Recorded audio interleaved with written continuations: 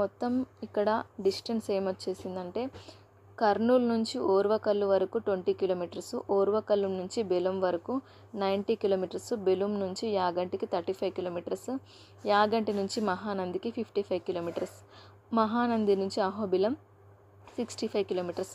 మొత్తం ప్రయాణానికి 320 నుంచి 350 కిలోమీటర్స్ పడుతుంది. ఒక్కొక్కరికి బడ్జెట్ ఎంత అవుతుంది?